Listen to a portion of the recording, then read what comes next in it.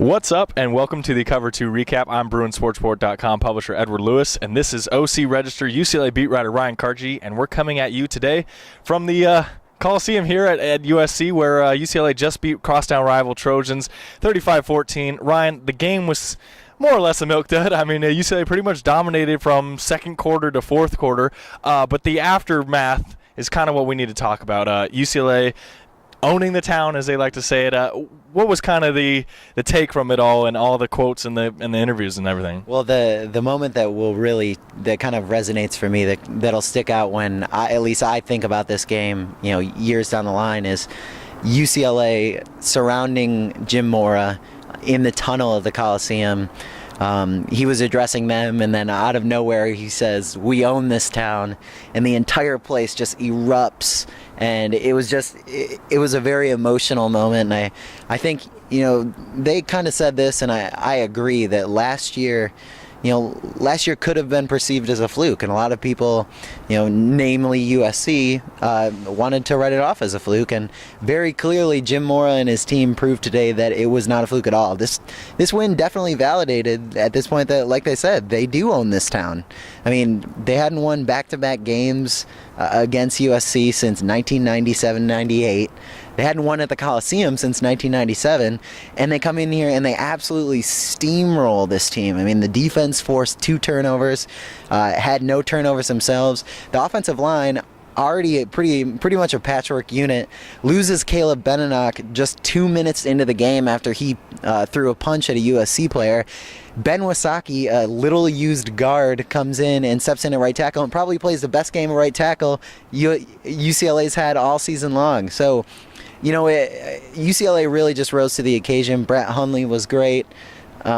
This is the team that we expected to see all season long, and they showed that they do have that capability. It's, if only they would have done this in other games, maybe we're talking about a team that's fighting for the Rose Bowl. One of the biggest takeaways I think I took away, I guess, is the recruiting aspect of it all. I mean, a lot of these guys that UCLA has are USC kind of cast-offs. I remember Kenny Clark. He went to USC's camp last year, supposedly dominated. It was a closed camp, but from what everybody said, he dominated and didn't pick up the offer, and then committed to UCLA a couple weeks later because he wanted to stay in school in LA. Ishmael Adams afterwards said, USC basically told me I'm too small, and I'm out here telling them no, I'm not. And Devin Lucien said nobody recruited him. Shaq Evans, barely got recruited by USC.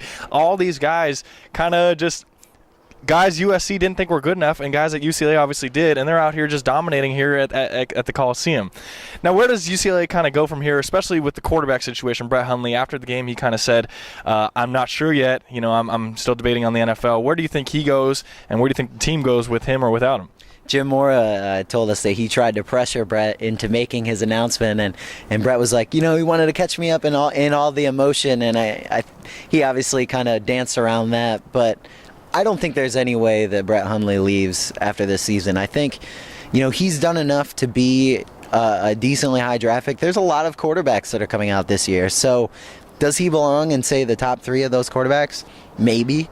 I think another year under his belt, another year potentially leading UCLA to the Rose Bowl, we could be talking about a number 1 pick. And I think that means something to him. And I think, you can take what Jim Mora says at face value, but I think he really meant it when he said he's confident that Brett wants to come back for another year, that he doesn't want to, leave this amazing rivalry in the college game this soon. So I believe him when he says that. I think he'll come back for another year. What about you? I'd be absolutely shocked if he goes. I mean, there's really only one positive or benefit, or I guess pro, for him leaving, and that'd be the money. All the other things are cons, or he'd miss out on college life and winning these kinds of games, potentially being the number 1 overall pick, being a legend here at UCLA. I mean, everything points to him staying. I think he's doing the right thing by doing his due diligence, getting a draft report back. I mean, what if some scout says he's number 1 overall pick? I mean, then you kind of have to do it. But I think it's pretty much 99-1 now that he's going to stay. But who knows? We'll see where that one goes. Now, long term, we know this win is huge. Obviously, Damian Mama, 4-star offensive lineman, 5-star athlete Juju Smith, or 4-star athlete Juju Smith, and 5-star athlete Dory Jackson, all out here looking at UCLA, actually participating in the celebration, hugging guys and stuff. But short term, where does UCLA kind of go from here this season? In the short term of things, it's just one win, right? Mm-hmm.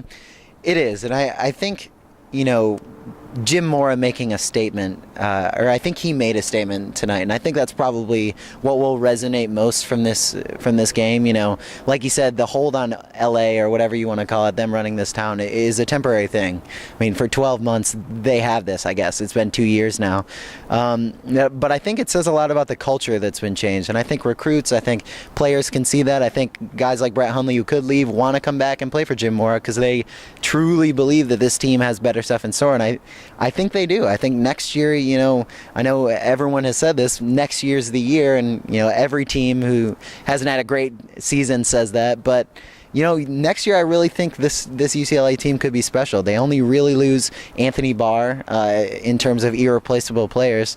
But for now, you know, in the short term, UCLA is looking at a berth in the Sun Bowl.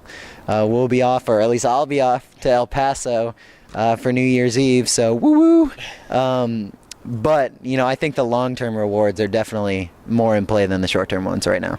Absolutely. That'll wrap it up for us here at the Coliseum. I'm Edward Lewis. You can follow all my stuff on Twitter at Edward Lewis BSR and on BruinSportsReport.com. You can follow Ryan on Twitter at Ryan_Carchi and at OCRegister.com.